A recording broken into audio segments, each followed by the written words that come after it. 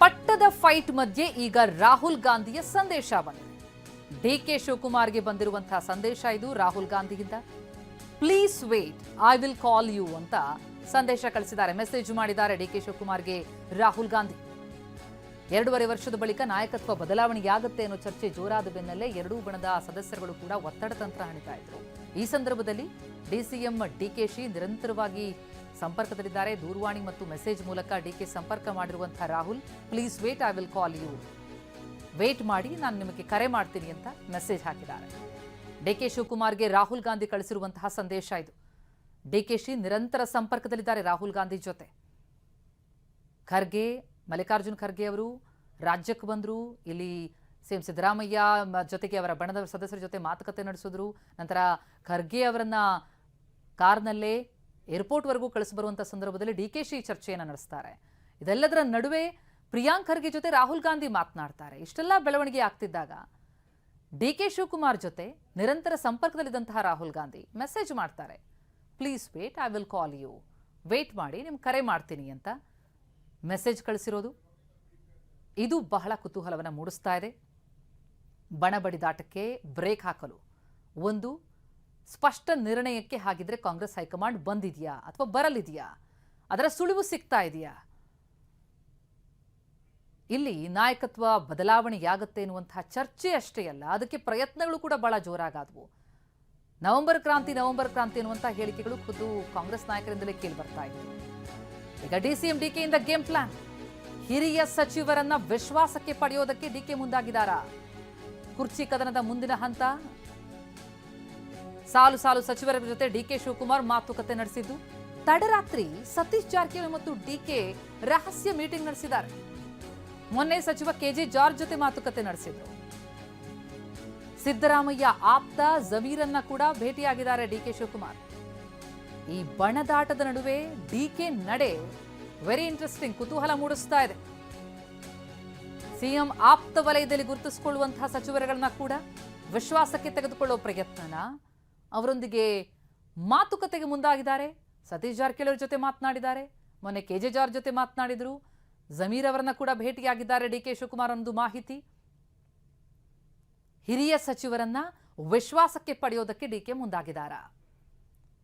ಶಾಸಕರ ಬೆಂಬಲ ಯಾರ ಬಳಿ ಎಷ್ಟಿದೆ ಅಂತ ಅನ್ನೋದು ಒಂದು ಭಾಗ ಆದರೆ, ಪ್ರಮುಖ ಸಚಿವರುಗಳ ವಿಶ್ವಾಸ ಪಡೆದುಕೊಳ್ಳೋದು ಬಹಳ ಮಹತ್ವ ಪಡೆದುಕೊಳ್ಳುತ್ತೆ.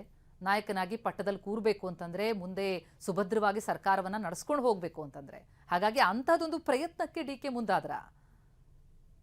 Please wait, I will call you ಎನ್ನುವ ಸಂದೇಶ ರಾಹುಲ್ ಗಾಂಧಿಯಿಂದ ಬರ್ತಾ ಇದೆ. ಚರ್ಚೆ ಮೇಲೆ ಚರ್ಚೆ ಆಗ್ತಾ ಇದೆ, ಮೀಟಿಂಗ್ ಮೇಲೆ ಮೀಟಿಂಗ್ ನಡೀತಾ ಇದೆ. ಹೈಕಮಾಂಡ್ ನಾಯಕರು ಏನ್ ಹೇಳ್ತಾರೋ ಅದಕ್ಕೆ ನಾನು ಬದ್ಧ ಅಂತ ಸಿಎಂ ಹೇಳ್ತಿದ್ದಾರೆ. ಇದರ ನಡುವೆ ಡಿಕೆ ಗುಪ್ತ ಮೀಟಿಂಗ್. ತಡರಾತ್ರಿ ಡಿಕೆ ಶಿವಕುಮಾರ್ ಮತ್ತು ಸಚಿವ ಸತೀಶ್ ಜಾರಕಿಹೊಳಿ ನಡುವೆ ನಡೆದಂತಹ ರಹಸ್ಯ ಮಾತುಕತೆ. ಅಧಿಕಾರ ಹಂಚಿಕೆ ವಿಚಾರದ ಬಗ್ಗೆ ವಿಸ್ತಾರವಾಗಿ ಮಾತುಕತೆ ಮಾಡಿ ಮನಬಿಚ್ಚಿ ಮಾತನಾಡಿದ್ರ ಡಿಸಿಎಂ. ಖಾಸಗಿ ಹೋಟೆಲ್ನಲ್ಲಿ 1 ತಾಸಿಗೂ ಹೆಚ್ಚು ಕಾಲ ಚರ್ಚೆಯಾಗಿದೆ. ನೀವು ಪಕ್ಷದ ಕಾರ್ಯಾಧ್ಯಕ್ಷರಾಗಿ ಕೆಲಸ ಮಾಡಿದಿರಿ, ಪಕ್ಷದ ಹಿತದೃಷ್ಟಿಯಿಂದ ಜೊತೆಯಾಗಿ ಕೆಲಸ ಮಾಡಬೇಕು. ಸಚಿವ ಸತೀಶ್ ಜಾರಕಿಹೊಳಿ ಭೇಟಿ ವೇಳೆ ಡಿಕೆ ಹೇಳಿರೋ ಮಾತಿದು. ಇಬ್ಬರ ಮಧ್ಯೆ ವ್ಯತ್ಯಾಸ ದೂರ ಮಾಡೋ ಬಗ್ಗೆ ಕೂಡ ಚರ್ಚೆಯಾಗಿದೆ. ದಲಿತ ಮತ್ತು ಒಬಿಸಿ ಮತ ಬ್ಯಾಂಕ್ ವಿಚಾರದ ಬಗ್ಗೆ ಕೂಡ ಚರ್ಚೆಯಾಗಿದೆ. ನಿಗದಿತ ಕಾರ್ಯಕ್ರಮಗಳನ್ನು ರದ್ದುಗೊಳಿಸಿ ಇಬ್ಬರು ನಾಯಕರು ಕೂಡ ಭೇಟಿಯಾಗಿ ಮಾತುಕತೆ ನಡೆಸಿದ್ರು. ಸಭೆ ಬಳಿಕ ಸಚಿವರ ಪೂರ್ವ ನಿರ್ಧರಿತ ಸಭೆ ಕೂಡ ರದ್ದಾಯಿತು. ವೆರಿ ಇಂಟ್ರೆಸ್ಟಿಂಗ್ ಬೆಳವಣಿಗೆ. ಮುಂದಿನ ಹಂತಕ್ಕೆ ಹೋಗಿ ತಲುಪಿದ್ಯಾ ಈ ಪಟ್ಟದ ಆಟ? ಟಿವಿ9 ನಲ್ಲಿ ಇದರ ಬಗ್ಗೆ ಎಕ್ಸ್ಕ್ಲೂಸಿವ್ ಮಾಹಿತಿಗಳನ್ನು ನಿಮ್ಮ ಎದುರಿಗಿಡ್ತಾ ಇದ್ದೀವಿ. ತಡರಾತ್ರಿ ನಡೆದಂತಹ ಗುಪ್ತ ಮೀಟಿಂಗ್ ಇದು. ಅಧಿಕಾರ ಹಂಚಿಕೆಯ ವಿಚಾರದ ಬಗ್ಗೆ ವಿಸ್ತಾರವಾಗಿ ಡಿಕೆ ಶಿವಕುಮಾರ್, ಸತೀಶ್ ಜಾರಕಿಹೊಳಿ ಮಾತುಕತೆ ನಡೆಸಿದ್ದಾರೆ. ಖಾಸಗಿ ಹೋಟೆಲ್ನಲ್ಲಿ ನಡೆದಂತಹ 1 ತಾಸಿಗೂ ಹೆಚ್ಚು ಕಾಲದ ಚರ್ಚೆ ಇದು. ನೀವು ಪಕ್ಷದ ಕಾರ್ಯಾಧ್ಯಕ್ಷರಾಗಿ ಕೆಲಸವನ್ನ ಮಾಡಿದ್ದೀರಿ, ಪಕ್ಷದ ಹಿತದೃಷ್ಟಿಯಿಂದ ಜೊತೆಯಾಗಿ ನಾವು ಕೆಲಸ ಮಾಡಬೇಕಿದೆ. ಇದು ಸತೀಶ್ ಜಾರಕಿಹೊಳಿ ಭೇಟಿ ವೇಳೆ ಡಿಕೆ ಹೇಳಿರೋ ಮಾತು. ಇಬ್ಬರ ಮಧ್ಯೆ ಇರುವಂತಹ ವ್ಯತ್ಯಾಸ ದೂರ ಮಾಡೋ ಬಗ್ಗೆ ಕೂಡ ಚರ್ಚೆಯಾಗಿದೆ. ವಿಶ್ವಾಸಕ್ಕೆ ತೆಗೆದುಕೊಳ್ಳೋ ಪ್ರಯತ್ನ ಆಗಿದೆ. ಈ ಗುಪ್ತ ಮೀಟಿಂಗ್ ಬಳಿಕ ಸಚಿವರ ಪೂರ್ವ ನಿರ್ಧಾರಿತ ಸಭೆಗಳೇನಿದ್ವು ಅದು ಕೂಡ ರದ್ದಾಯಿತು. ರೇಸ್ನಲ್ಲಿ ಪ್ರಮುಖವಾಗಿ ಕೇಳಿಬರ್ತಾ ಇರೋ ಹೆಸರಿನಲ್ಲಿ ಸಚಿವ ಸತೀಶ್ ಜಾರಕಿಹೊಳಿ ಅವರ ಹೆಸರು ಕೂಡ ಇದ್ದದ್ದು. ಹೌದು, ಇನ್ನು ಸತೀಶ್ ಮನೆಯಲ್ಲೇನು ನಿಗದಿಯಾಗಿತ್ತು ಸಚಿವರುಗಳ ಸಭೆ, ಆ ಸಭೆ ರದ್ದಾಗಿದೆ. ಸಚಿವರ ಸಭೆ, ಡಿನ್ನರ್ ಮೀಟಿಂಗ್ ದಿಢೀರ್ ಅಂತ ಕ್ಯಾನ್ಸಲ್ ಆಗಿದೆ. ಮತ್ತೊಂದು ಸುತ್ತಿನ ಸಭೆ ನಡೆಯುತ್ತೆ ಸಚಿವರ ಸಭೆ ಅಂತ ನಿಗದಿಯಾಗಿತ್ತು, ಆದರೆ ಅದು ಈಗ ಕ್ಯಾನ್ಸಲ್ ಆಗಿದೆ. ಇವತ್ತು ಸತೀಶ್ ಜಾರಕಿಹೊಳಿ ಅವರ ಮನೆಯಲ್ಲಿ ನಿಗದಿಯಾಗಿದ್ದಂತಹ ಸಭೆ ಇದು. ನಿನ್ನೆ ಡಿಸಿಎಂ ಡಿಕೆ ಶಿವಕುಮಾರ್ ಜೊತೆ ರಹಸ್ಯ ಮೀಟಿಂಗ್ ನಡೆಸಿದ್ರು ಸಚಿವ ಸತೀಶ್ ಜಾರಕಿಹೊಳಿ. ಅದರ ಬೆನ್ನಲ್ಲೇ ಪೂರ್ವ ನಿರ್ಧರಿತ ಈ ಸಭೆ ಕ್ಯಾನ್ಸಲ್ ಆಗಿದೆ. ತೀವ್ರ ಕುತೂಹಲ ಮೂಡಿಸ್ತಾ ಇದೆ ಕಾಂಗ್ರೆಸ್ ನಾಯಕರ ನಡೆ. ಯಾವ ಕಡೆ ವಾಲ್ತಾ ಇದೆ? ಹಾಗಿದ್ರೆ ಹೈಕಮಾಂಡ್ ಏನ್ ನಿರ್ಣಯ ಕೈಗೊಳ್ಳುವಂತಹ ಸಾಧ್ಯತೆಗಳಿದೆ? ಅದಕ್ಕೆ ಪೂರಕವಾಗಿ ಇಂಥದ್ದೊಂದು ಬೆಳವಣಿಗೆನಾ, ಅಥವಾ ಅದಕ್ಕೂ ಮುನ್ನ ಡಿಸಿಎಂ ಡಿಕೆ ಶಿವಕುಮಾರ್ರಿಂದ ಎಲ್ಲರನ್ನ ವಿಶ್ವಾಸಕ್ಕೆ ತೆಗೆದುಕೊಳ್ಳೋ ಪ್ರಯತ್ನನ?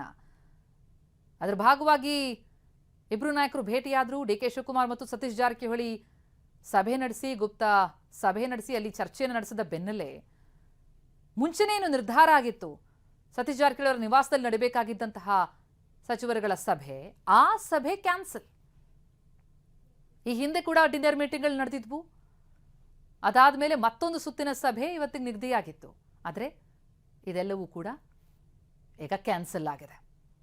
ಪೂರ್ವ ನಿರ್ಧರಿತ ಸಭೆಗಳನ್ನು ಕ್ಯಾನ್ಸಲ್ ಮಾಡಿದ್ದಾರೆ ಅಂತಂದ್ರೆ ಆರ್ ಗುಪ್ತ ಸಭೆಯಲ್ಲಿ ಏನು ನಿರ್ಧಾರ ಆಯಿತು, ಏನು ಚರ್ಚೆಯಾಗಿದೆ ಅನ್ನೋದು ಕುತೂಹಲ. ಬಣದಾಟದ ನಡುವೆ ಈ ಮೀಟಿಂಗ್ಗಳು ಕುತೂಹಲ ಮೂಡಿಸ್ತಾ ಇವೆ. ಹಾಗಾದ್ರೆ ಹೈಕಮಾಂಡ್ ಮದ್ದೆರೆದಿದೆಯಾ ಈ ಕಾಂಗ್ರೆಸ್ನ ಕುರ್ಚಿ ಕಾಳಗಕ್ಕೆ? ನವೆಂಬರ್ 29ರಂದು ಸಂಧಾನ ಮಾಡುತ್ತಾ ಕಾಂಗ್ರೆಸ್ ಹೈಕಮಾಂಡ್? ಮತಗಜಗಳ ನಡುವೆ ಸಂಧಾನಕ್ಕೆ ಏನಾದರೂ ಹೊಸ ಸೂತ್ರ ರೆಡಿಯಾಗಿದೆಯಾ?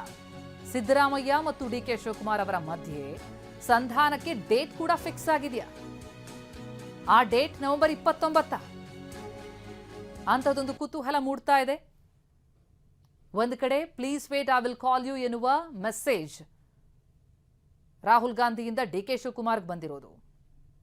ಇತ್ತ ಡಿಕೆ ಶಿವಕುಮಾರ್ ಸಿಎಂ ಆಪ್ತ ವಲಯದಲ್ಲಿ ಗುರುತಿಸಿಕೊಂಡಿರುವಂತಹ ಹಾಲಿ ಸಚಿವರುಗಳನ್ನ ಭೇಟಿಯಾಗಿ ಮಾತುಕತೆ ನಡೆಸಿರೋದು. ಇದೆಲ್ಲದರ ಮಧ್ಯೆ ಹೈಕಮಾಂಡ್ ಏನ್ ನಿರ್ಣಯಕ್ಕೆ ಬರ್ತಾ ಇದೆ, ಅದಕ್ಕೆ ಯಾವ ಸಮಯ ನಿಗದಿಯಾಗಿದೆ ಅಂತ ನೋಡ್ತಾ ಹೋದ್ರೆ ಹೊಸ ಸೂತ್ರ ಏನಾದರೂ ರೆಡಿಯಾಗಿದೆಯಾ ಇಬ್ಬರು ನಾಯಕರ ನಡುವೆ ಸಂಧಾನಕ್ಕೆ? ನವೆಂಬರ್ 29 ಆ ದಿನ ಆಗಿರುತ್ತಾ? ಮದಗಜಗಳ ನಡುವೆ ಸಂಧಾನಕ್ಕೆ ಸೂತ್ರ ರೆಡಿಯಾಗಿದ್ರೆ ಏನಾ ಸೂತ್ರ? ಡೇಟ್ ಫಿಕ್ಸ್ ಮಾಡಲಾಗಿದೆಯಾ ಸಿದ್ದರಾಮಯ್ಯ ಮತ್ತು ಡಿಕೆ ನಡುವೆ ಸಂಧಾನ ನಡೆಸೋದಕ್ಕೆ? ಹೈಕಮಾಂಡ್ ಏನು ಹೇಳುತ್ತೋ ಅದಕ್ಕೆ ನಾನು ಬದ್ಧ, ಡಿಕೆ ಶಿವಕುಮಾರ್ ಅವರು ಆ ಮಾತನ್ನು ಕೇಳಬೇಕಾಗತ್ತೆ ಅನ್ನುವಂತ ಹೇಳಿಕೆಯನ್ನ ಪದೇ ಪದೇ ಸಿದ್ದರಾಮಯ್ಯ ನುಡಿತಲೇ ಇದ್ದಾರೆ. ನಾಯಕತ್ವ ಬದಲಾವಣೆಯ ಬಗ್ಗೆ ರಾಹುಲ್ ಹಲವು ಲೆಕ್ಕಾಚಾರ ಹೊಂದಿದ್ದಾರೆ. ಮುಂದಿನ ಚುನಾವಣೆಗಳ ಮೇಲೆ ಅದೇನು ಪರಿಣಾಮ ಬೀರುತ್ತೆ ಅದರ ಬಗ್ಗೆನೇ ಅವರಿಗೆ ಚಿಂತೆ. ಹೈಕಮಾಂಡ್ ನಿರ್ಧಾರದ ಪರಿಣಾಮ ಲೆಕ್ಕ ಹಾಕ್ತಿದ್ದಾರೆ ರಾಹುಲ್. ಏನ್ ನಿರ್ಧಾರ ಕೈಗೊಂಡ್ರೆ ಏನ್ ಪರಿಣಾಮ ಬೀರಬಹುದು? ಮುಂಬರೋ ಚುನಾವಣೆ ಬಗ್ಗೆ ಆಲೋಚಿಸ್ತಾ ಇದ್ದಾರೆ ರಾಹುಲ್ ಗಾಂಧಿ. ಪ್ರಿಯಾಂಕ್ ಖರ್ಗೆ ಭೇಟಿ ವೇಳೆ ಕೂಡ ಜಾತಿವಾರು ಅಂಕಿಅಂಶಗಳ ಬಗ್ಗೆ ಚರ್ಚೆಯಾಗಿದೆ. ನಾಯಕತ್ವ ಬದಲಾವಣೆ ಅಂತ ಆದ್ರೆ ಅದು ಏನ್ ಪರಿಣಾಮ ಬೀಳುತ್ತೆ? ಸಮುದಾಯಗಳ ಸಾಥ್ ಇರುತ್ತಾ? ಇದೆಲ್ಲ ಲೆಕ್ಕಾಚಾರವನ್ನ ನಡೆಸ್ತಾ ಇದ್ದಾರೆ. ಅದಕ್ಕೆ ಸಂಬಂಧಪಟ್ಟಂತಹ ಅಂಕಿಅಂಶಗಳನ್ನ ಕೂಡ ಪಡ್ಕೊಂಡಿದ್ರು, ಸಲಹೆಗಳನ್ನ ಪಡ್ಕೊಂಡಿದ್ರು ರಾಹುಲ್ ಗಾಂಧಿ. ಹಲವು ಲೆಕ್ಕಾಚಾರ ರಾಹುಲ್ ತಲೆಯಲ್ಲಿ. ಬಣ ಬಡಿದಾಟ ನಡೀತಾ ಇದೆ, ಸಮಾಧಾನ ಮಾಡಬೇಕು ಅಂತ ಹೇಳಿ ಒಬ್ಬರಿಂದ ಇನ್ನೊಬ್ಬರಿಗೆ ನಾಯಕತ್ವ ಕೊಟ್ಬಿಟ್ರಾಗದು. ಮುಂಬರುವಂತಹ ಚುನಾವಣೆಗಳ ಫಲಿತಾಂಶದ ಮೇಲೆ ಅದು ಪರಿಣಾಮ ಬಿದ್ದರೆ positive and negative, plus and minus, ಈ ಲೆಕ್ಕಾಚಾರ ಈಗ ನಡೀತಾ ಇರೋದು ಹೈಕಮಾಂಡ್ ತಲೆಯಲ್ಲಿ. ಪ್ರಿಯಾಂಕ್ ಖರ್ಗೆ ಜೊತೆ ವಿಸ್ತಾರವಾಗಿ ಮಾತುಕತೆಯನ್ನು ನಡೆಸಿದ್ರು.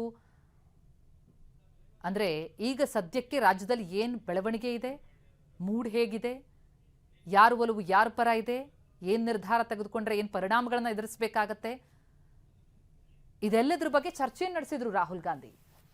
ಹಲವು ಲೆಕ್ಕಾಚಾರ. ಒಂದೊಮ್ಮೆ 2.5 ವರ್ಷಗಳ ಬಳಿಕ ಬದಲಾವಣೆ ಮಾಡ್ತೀವಿ ಅನ್ನುವಂತಹ ಹೇಳಿಕೆನ ಹಿಂದೆ ಕೊಟ್ಟಿದ್ರೂ ಕೂಡ, ಈಗ ಸಮಯ ಬಂದಿದ್ರೂ ಕೂಡ ಅಂಥದ್ದೊಂದು ನಿರ್ಣಯವನ್ನು ಕೈಗೊಂಡಿದ್ದೇ ಆದಲ್ಲಿ ಎಲ್ಲರೂ ಒಟ್ಟಾಗಿ ಸಾಗಬೇಕಾಗತ್ತೆ. ಸರ್ಕಾರ ಸುಭದ್ರವಾಗಿ ಮುನ್ನಡಿಬೇಕಾಗತ್ತೆ. ಅದಕ್ಕೆ ಪೂರಕವಾಗಿ ಸನ್ನಿವೇಶ ಇದೆಯಾ? ರಾಜ್ಯ ರಾಜಕೀಯದ ವರದಿ ರಾಹುಲ್ ಗಾಂಧಿ ಕೈ ಸೇರಿದೆ.